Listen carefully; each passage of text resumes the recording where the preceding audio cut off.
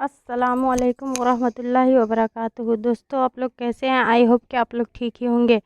آج میں پڑھانے جا رہی ہوں اردو قواعد میں جو ہر ایگزام سے ریلیٹڈ ہے، چاہے وہ میٹرک ہو، انٹر ہو، ٹیٹ وغیرہ کا ہو، سیٹیڈ ہو، جو بھی ہو، سبھی سے ریلیٹڈ یہ کوسچن ہیں۔ آپ لوگ دیکھیے اور سمجھنے کی کوشش کیجیے، اور اس ویڈیو کو اس شعر سے شروع کرنے جا رہی ہوں۔ نہ کر تقدیر کا شکوہ مقدر آزماتا جا، ملے گی خود بخود منزل قدم آگے بڑھاتا جا۔ دوستو، آپ لوگ سمجھیے اور محنت کیجیے۔ محنت کا ہی پھل میٹھا ہے۔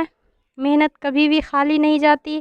محنت کرتے رہیے، آپ لوگ کو سفلتا خود بخود ملے گی۔